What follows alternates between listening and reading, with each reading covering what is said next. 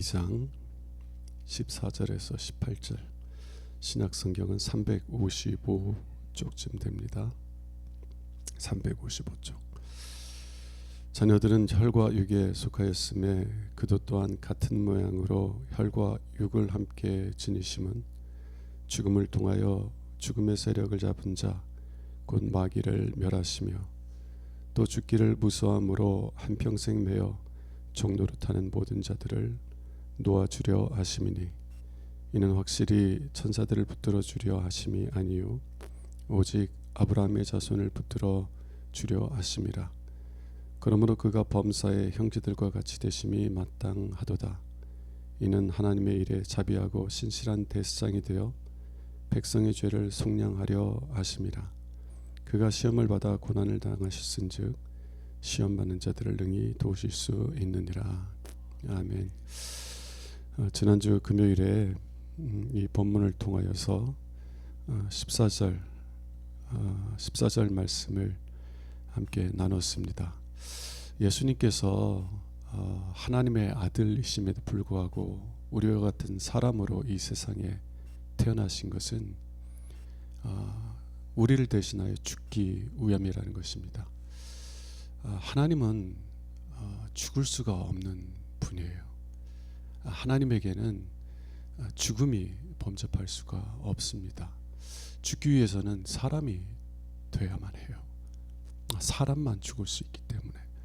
그래서 자녀들은 혈과 육에 속했음에 살과 피로 된 존재이기 때문에 예수님도 또한 우리와 같은 모습으로 혈과 육, 살과 피를 지니신 육신을 지니시고 태어나셨다라는 겁니다. 무엇을 위해서요? 우리의 죄를 대신 짊어지시고 죽으심으로 우리가 죄 용서함 받고 하나님과 평화를 누리게 하시기 위해서 예수님께서 육신을 입고 이 세상에 태어나셨다는 겁니다. 그리고 지난 시간에 예수님께서 그렇게 육신을 입으신 목적은 첫 번째, 죽음을 통하여 죽음의 세력을 잡은 자 곧 마귀를 멸하시기 위함이다 에 대해서 말씀을 드렸어요. 오늘은 이 부분에 대해 간단하게 얘기한 다음에 15절에 대해서 좀 말씀드리도록 하겠습니다. 하나님과 우리를 분리시키는 것은 딱 하나밖에 없어요. 그게 뭐죠? 우리의 죄가 우리와 하나님을 갈라놓는 겁니다.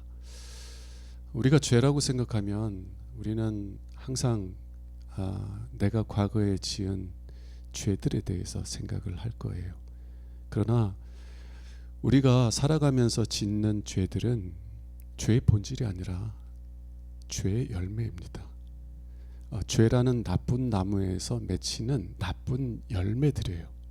우리가 살아오면서 잘못한 죄를 지은 것들, 누구에게 거짓말을 했다든가 두려움 속에서 정직하지 못했다든가 뭐 그런 거, 좀 정말 이익을 탐하는 마음 때문에 거짓말하고 속이고 뭐 이런 거 할 수 있잖아요. 그런데 그런 죄들은 죄라고 하는 나쁜 나무로부터 맺힌 죄의 열매들이에요. 그럼 죄의 본질이 뭐냐? 죄의 본질은요, 하나님을 원하지 않는 마음입니다. 내가 하나님이 되어서 내가 원하는 대로 살고자 하는 그런 마음이 죄의 본질이에요. 아담과 하와가 마귀에게 미혹되어서, 사탄에게 미혹되어서 왜 하나님을 위해서 살려고 하느냐? 네가 스스로 하나님 되어서 너에게 좋은 것, 너에게 나쁜 것은 네가 선택해라. 왜 하나님이 너에게 좋다고 하는 대로 살려고 하느냐? 왜 하나님이 나쁘다고 하는 것은 안 하려고 하느냐? 네가 판단해서 네가 보기에 좋은 거면 그거 붙잡고 살고, 네가 보기에 아무리 하나님이 그게 좋은 길이요 선한 길이라 할지라도 네가 보기에 나쁘면 하지 마. 그게 참된 자유이고 참된 행복이야. 네가 네 인생의 주인으로서 네가 원하는 대로 사는 것. 그 유혹에 사로잡혀서 이제 내가 원하는 대로 살겠다. 라는 선택과 함께 한 발을 내딛었을 때 아담의 마음은 어떻게 변해요? 내가 원하는 대로 살려고 하면은요, 내가 이렇게 살아야 된다, 저렇게 살아야 된다 명령하신 하나님이 좋아요, 싫어요? 하나님은요, 내가 원하는 대로 사는 것을 가로막는 내 적이 되는 거예요. 우리도 자녀들 키우다 보면 느끼죠. 자녀들을 사랑하기 때문에 너 이거는 안 된다, 너는 이렇게 살아야 된다. 그럼 자녀들이 고분고분 네 하고 순종하나요? 가끔 그런 착한 자녀들이 있어 보여요. 있는 게 아니라 있어 보여요. 저도 어렸을 때 부모님에게 아니요라는 말을 못하고 살았어요. 부모님이 큰 소리 한 번 안 내고 부모님이 얘기하면 그냥 네 거의 순종하며 살았는데, 그렇다고 제가 그 부모님의 뜻에 기쁨으로 순종했냐? 너무너무 싫었어요. 또 어떤 때는 너무너무 싫더라고.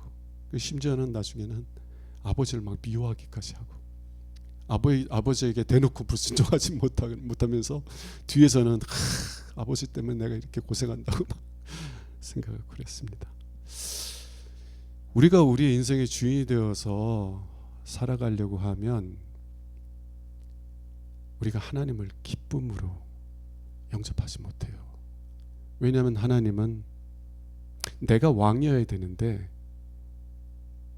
하나님이 왕이시면 내가 원하는 대로 살 수 없기 때문에 우리는 하나님을 원하지 않습니다.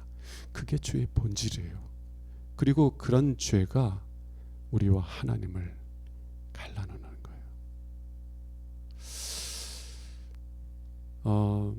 제가 이제 동물의 왕국을 예전에 좋아해서 사자가 이제 들소들을 잡아먹는 거 자주 보거든요. 한 번만 보면 되지 자꾸 봐요. 요즘은 뭐 안 보지만 예전에는 참 즐겨봤던 프로그램이 동물의 왕국이었던 것 같습니다. 근데 이게 재밌는 게, 이 들소가 뭉쳐 있으면은요, 아무리 힘센 사자 무리라고 그래도 그 들소들을 상대를 못해요. 겁을 줘가지고 막 도망가게 하는데 뒤에 쳐져서 도망가는 그 들소를 탁 잡아서 공격해서 하는데, 그렇게 공격했을지라도 이 들소들이 용기를 내가지고 자기 동료를 구원하려고 오면은요, 사자가 도망가요. 아무리 힘센 사자라고 해도 들소들이 다 그냥 힘을 모아가지고 대적하면 사자 무리들이 다 도망가더라고요. 그런데 한 번은 동물의 왕국을 보면서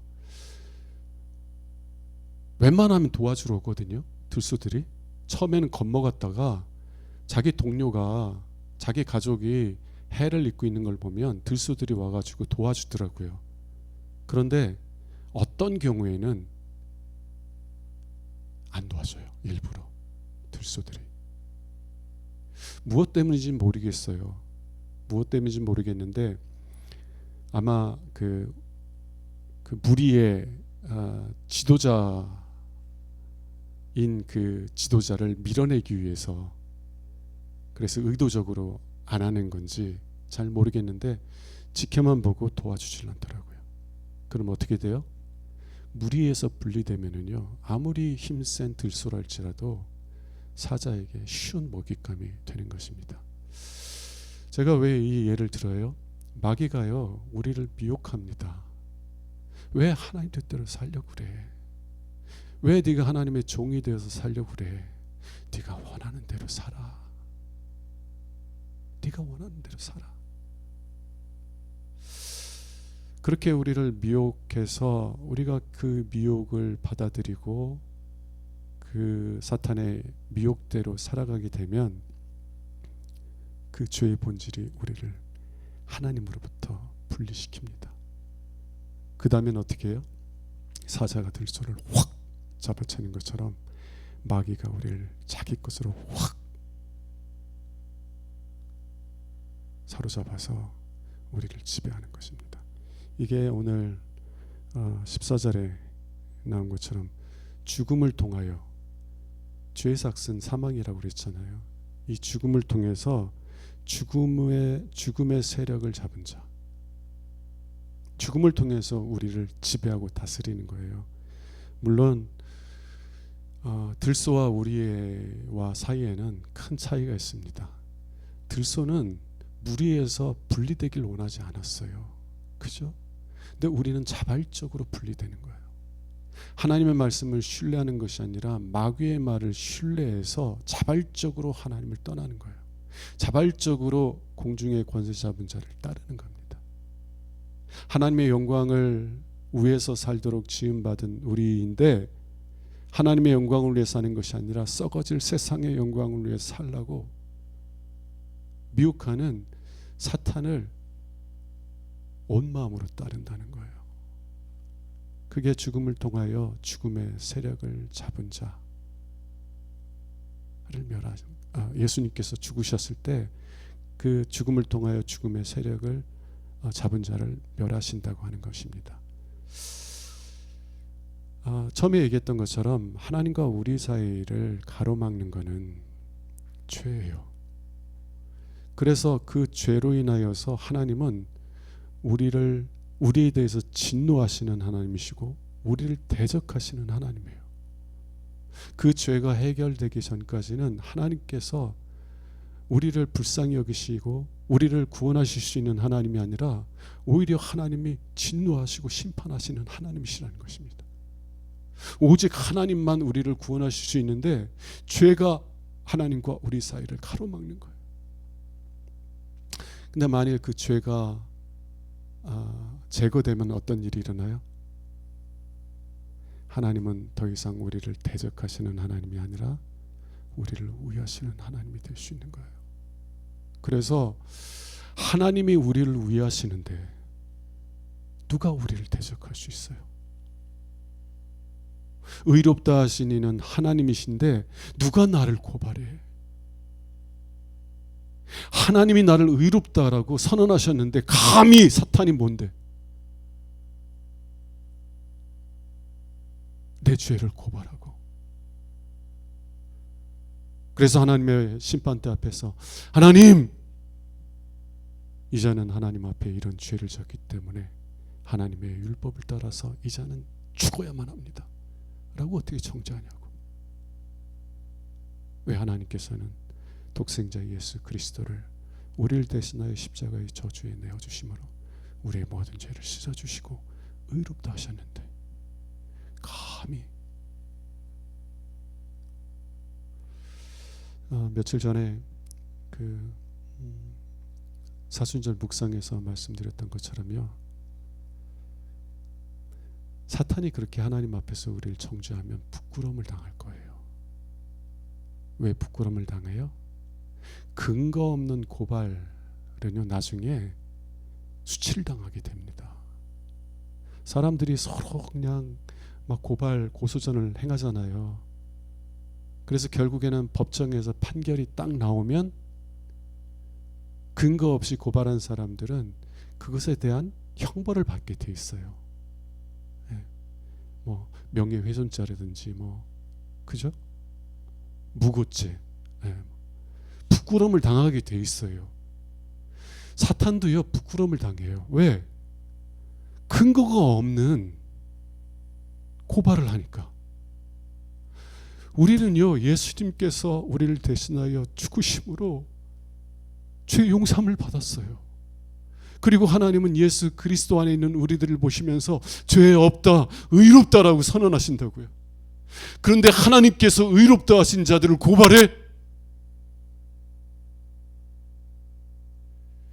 근거 없는 고발을 하게 되면요 사탄은 부끄러움을 얻게 될 거예요.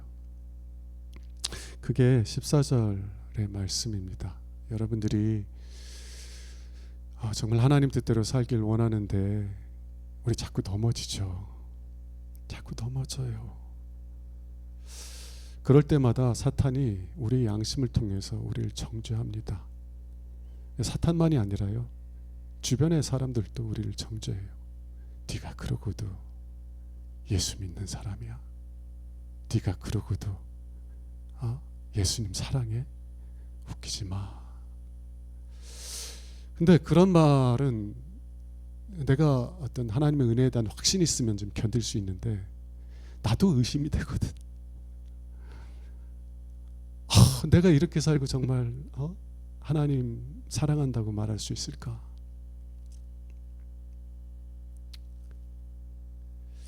그래서 자꾸 자책하고 정죄감에 빠지는데요. 그때마다 뭘 붙들어요? 예수의 십자가를 굳게 붙드세요. 하나님이 독생자를 십자가에 내어주심으로 우리 죄를 다 씻어주시고 의롭다 선언하셨는데 누가 우리를 정죄해? 만일 사탄이 하나님의 법정에서 우리를 정죄한다면, 고발한다면 그는 근거 없이 우리를 정죄하기 때문에 무고죄로 부끄러움을 당할 겁니다. 그게 죽음을 통하여 죽음의 세력을 잡은 자 곧 마귀를 멸하신다는 말씀이고요. 두 번째 15절 다시 한번 읽어봅시다.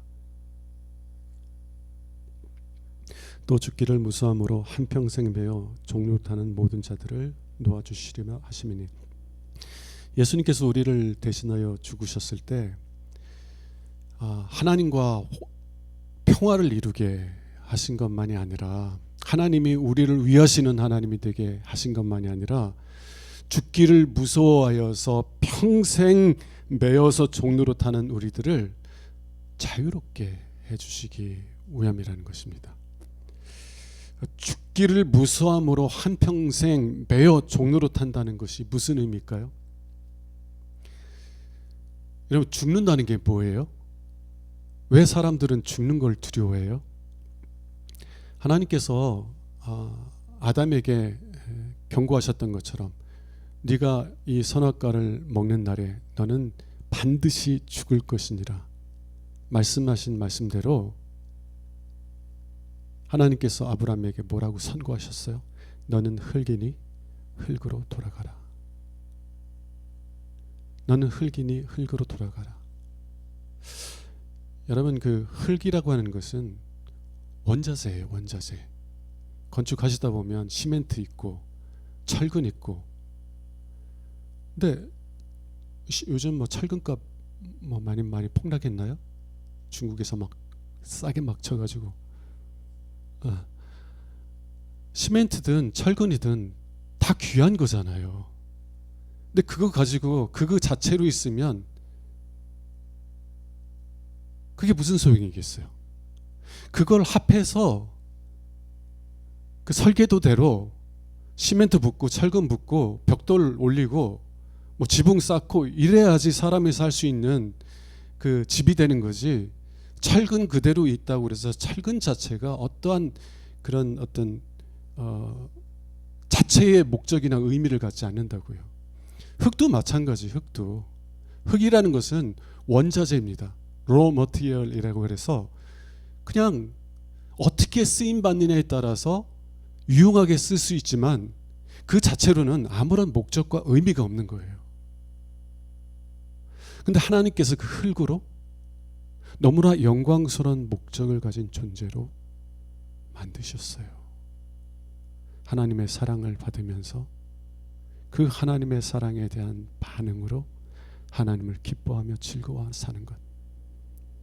우리 자녀들이 어려서부터 부모의 사랑 안에서 자라면서 행복해하고, 그리고 그 부모의 사랑에 대한 반응으로 부모님을 기뻐하고 부모님을 사랑하고, 그게 자녀를 낳는 궁극적인 목적 아니겠어요? 자녀와의 사랑의 관계를 위해서, 자녀와 누리는 그 행복한 사랑의 관계를 위해서 자녀를 낳은 거지. 우리 범한이 빨리 키워가지고 내 노후에 용돈 주기 위해서 그렇게 난 거 아니잖아요. 사랑하기 때문에, 부모의 사랑을 받고 행복해하는 걸 원하기 때문에, 그래서 자녀를 낳은 거예요. 마찬가지로 하나님도 그 원재료를 통해서 우리를 사람으로 만드신 것은 우리가 하나님의 영광을 바라보고 그 영광을 기뻐하고 즐거워하는 복된 삶을 살아가도록, 우리가 하나님의 사랑이 무엇인지를 깨닫고 그 사랑에 대한 합당한 반응으로서 하나님을 기뻐하며 사는 하나님의 백성, 하나님의 자녀의 삶을 살도록 우리를 불러주신 거예요. 우리를 창조하신 거예요. 그런데 우리가 하나님을 떠나면 어떻게 돼요? 그 목적을 잃어버려요. 우리의 삶의 목적을 잃어버리고 우리의 존재의 목적을 잃어버려요. 그럼 어떻게 돼요? 아무리 좋은 집을 지어놨을지라도 그 집이 존재의 목적을 잃어버리면 그 집은요 다시 원재료로 돌아가요. 쓸모 없지는 않아요. 그런데 어떠한 의미와 목적도 없는 원재료로 돌아가는 것처럼 하나님께서 우리를 원재료인 흙으로 창조하셨지만 우리가 하나님을 떠나갈 때 우리는요 하나님께서 주신 삶의 목적, 존재의 목적을 잃어버리고 다시 원재료로 돌아가는 것입니다. 다르게 표현하면 우리는 하나님의 영광을 바라고 즐거워하는 목적을 위해서 창조되었는데 하나님을 떠나면 아무런 의미가 없는 무의미함, 공허함, 허무함으로 돌아가는 거예요. 여러분, 사람들이 자기 자신이 주인이 되어서 자기 자신의 존재의 목적을 세웁니다. 나는 이러한 삶을 살 거야. 하나님을 떠났을 땐 특별히 그것이 하나님과 관계가 없는 내가 원하는 삶의 목적을 추구하며 살아간다고요. 그런데 우리가 그런 목적을 정말 이렇게 능력이 있어서 또 행운이 따라서 내가 원하는 것들을 다 성취하는 사람들일지라도요, 그 정점에 올라가면 자기가 성취한 영광이 시들어가는 것을 경험하기 시작해요. 이것은 그냥 제가 하는 얘기가 아니라 가장 성공적이었던 사람들이 공통적으로 하는 얘기예요. 더 이상 올라갈 데가 없다라고 느끼면 그렇게 허무하대. 이게 사람이요, 자기가 어떤 목표를 가지고 그것을 이루기 위해서 막 달려갈 때까지는 그래도 삶의 의미가 있어요. 내가 왜 살아가는지 이 목적이 분명하니까. 그런데 그걸 딱 잡는 순간이 어때요?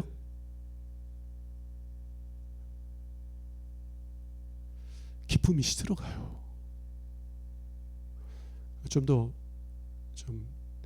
다가오게 말씀드리면, 여러분 쇼핑 좋아하나요? 쇼핑 좋아하는 분들은요, 물건 자체를 좋아하는 것보다는 쇼핑하는 즐거움이 있다고 그래요. 그래서 내가 뭐 예를 들어서 뭐 휴대폰을 사고 싶다 그러면 그냥 아무거나 사진 않잖아요. 내가 사고 싶은 거 그냥 막 골라보고, 요즘은 뭐 휴대폰이 막 너무 비싸니까 막 대조해보고, 막 어떤 좀 심사숙고하는 분들은 한 달, 두 달 고민하다가 이제 사요. 그렇게 사고 싶어하는 과정 자체가 즐거움이 있어요. 여러분들은 잘 모르시는 것 같아요. 그리고 그것을 신청하고 배송을 기다리는 시간까지 또 이 설레는 마음이 있어요. 네. 그런데 딱 받고 한 달, 두 달 지나면 또 다른 휴대폰이 자꾸 보여.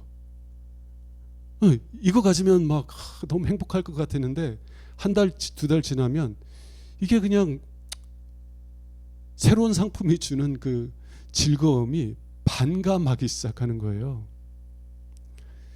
모든 게 마찬가지더라고요. 내가 이러한 목적을 가지고 이 목적을 이루면 행복하겠다 생각하기 때문에 그 목적을 위해서 달려가는데, 그 목적을 딱 성취하고 나면 사람들이 공통적으로 얘기하는 게 뭐냐면 허무함이 밀려오기 시작한대요. 그래서 정말 사람들이 생각할 때 너무너무 부러워하는 위치에 오른 사람들이 쉬질 못하는 거예요. 쉬질 못해요. 돈 한 10억 정도 벌고 100억 정도 벌면 그러면 이제 내가 이제 평생 써도 되는 돈을 벌었으니까 이제는 내가 아무것도 안 하고 그냥 인생을 즐기겠다. 돼요? 안 되더라고요. 왜 그래요? 왜 자꾸 더 많은 돈을 벌려고 더 목표를 세우고 달려갑니까? 왜냐하면 내가 세운 목표에 딱 이루고 나면 허무함이 밀려오기 시작하기 때문에 그래요. 그게 죽음이에요. 그게 죽음. 마치 바닷가에 아름다운 모래성을 세워놨는데 파도가 밀려오면 그 모래성이 쓸려가는 것처럼 우리 인생이 그렇더라고요. 우리 인생이 정말 내가 이것을 이루면 행복할 것이라고, 그리고 그것을 얻기 위해서 막 달려왔는데 붙잡는 순간 다시 흙으로 돌아가는 것을 경험해요. 다시 공허함으로 돌아가는 것을 경험해요. 그래서 또 다른 목표를 가지고 또 살아가는데 붙잡는 순간 또 공허함이 찾아오는 겁니다. 자, 오늘 본문에 보면 사람들이 죽기를 두려워함으로 한평생 매여 종로로 탄다고 그랬어요.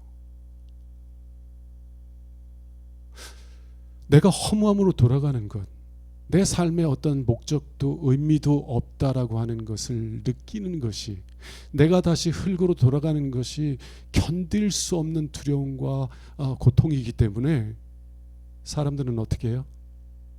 죽지 않으려고 또 새로운 목적과 목표를 향하여 달려가는 것입니다.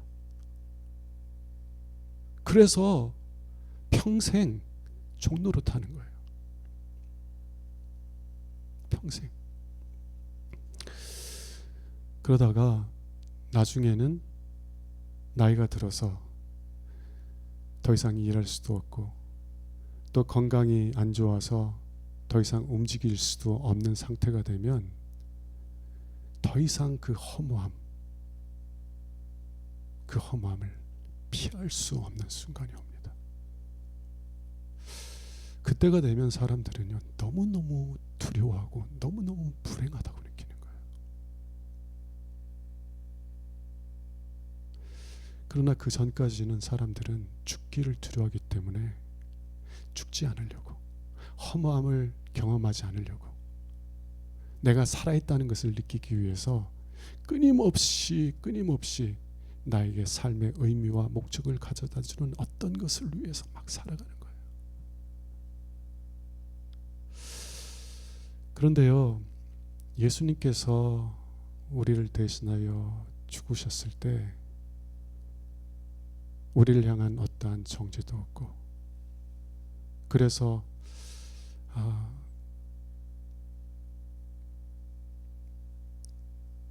우리는 더 이상 하나님으로부터 끊어지는, 하나님으로 분리되는 죽음에 이르는 사람들이 아니라 오히려 내 안에 생명이신 예수 그리스도의 영이 거하심으로 이 땅에서도 생명의 삶을 누리고 죽어서도 영원한 생명을 누리게 된다는 것을 경험하는 사람들은 더 이상 죽기를 두려워하여 헛된 일에 목매지 않는 거예요. 이제는 살아도 누구를 위해 살고, 내 안에 계신 생명이신 예수 그리스도를 위해 살고, 내 안에 계신 예수님께서, 내 안에 계신 생명이신 하나님의 영께서 내 삶의 근본적인 목적과 의미가 되시는 것을 경험하게 해주기 때문에 더 이상 썩어질 일을 위해서 살아가지 않고 나의 궁극적인 삶의 목적이요 의미이신 예수를 위해 살아가게 된다는 것입니다. 그리고 마지막 때에 죽음이 나를 덮쳐올지라도 생명이신 예수 그리스도 안에 사는 사람들은 뭐라고 고백해요? 주여 어서 오십시오. 주여 어서 오십시오. 죽음은 더 이상 나를 영원한 멸망으로 끌어가는 나의 원수가 아니라 오히려 내가 사랑하는 예수님을 만날 수 있는 문을 열어주는 종에 불과해요. 종에 불과해요. 그래서 내 인생의 종말이 가까울수록 하나님을 알지 못하고 생명이신 예수 그리스도를 알지 못하는 사람들은 죽지 않으려고 막 움켜져요. 그 과정에서 막 자녀들을 힘들게 하고 아프게 하고 주변 사람들 고통스럽게 하고. 근데 생명이신 예수 그리스도 안에 거하는 사람들은 죽음의 때가 내가 사랑하는 주님을 만나는 때예요. 그래서 죽음을 두려워하여서 안 죽으려고 그냥 막 버둥거리는 것이 아니라 오히려 주여 오시옵소서 고백하고, 그리고 내 종말의 때가 내가 사랑하는 가족, 내가 사랑하는 자녀들에게 정말 주님을 더 깊이 생각할 수 있는 기회가 될 수 있도록 하나님 은혜를 주시옵소서 기도하며 종말을 맞이하는 줄로 믿습니다. 자, 예수님께서 우리를 대신하여 죽으심으로 우리에게 어떤 은혜를 주세요?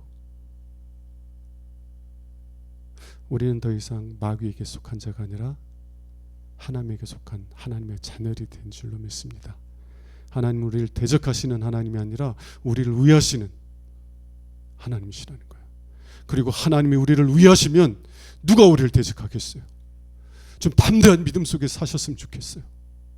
사탄이 여러분의 양심을 통하여서 정죄할 때마다 네가 누군데, 하나님께서 나를 의롭다 하셨는데 감히 누가 누군데, 네가 누군데, 좀 담대하게 사탄을 대적할 수 있는 여러분 될 수 있기를 원합니다. 그리고 예수님께서 나를 위하여 죽으심으로 이제는 내가 결코 죽지 않아요. 예수님께서 요한복음에서 뭐라고 말씀하세요? 나를 믿는 자는 죽어도 살겠고 무릇 살아서 나를 믿는 자는 영원히 죽지 아니하리니 이것을 내가 믿느냐? 나는 부활이요 생명이니 나를 믿는 자는 죽어도 살겠고 무릇 살아서 나를 믿는 자는 영원히 죽지 아니하리니 내가 이것을 믿느냐? 그리스도 안에 있는 자에게는요 더 이상 죽음이라는 게 없어요. 죽음은 내가 사랑하는 하나님, 내가 사랑하는 예수님을 만나는 영광의 문을 열어주는 시종에 불과할 뿐이에요. 정죄도 떠나갔고요, 죽음도 떠나갔어요. 그래서 예수님께서 나를 믿는 자는 사망에서 생명으로 옮겨졌다 말씀하시는 거예요. 그리스도 안에 있는 자에게는 결코 사망이 역사하지 못해요. 하나님께서 예수 그리스도를 통해서 우리에게 주신 이 은혜를 깊이 이해하고 그리고 누리는 삶을 살아가는 은혜가 저와 여러분들에게 있기를 주님의 이름으로 축원합니다. 찬송가 304장 부르고 기도로 마치도록 하겠습니다.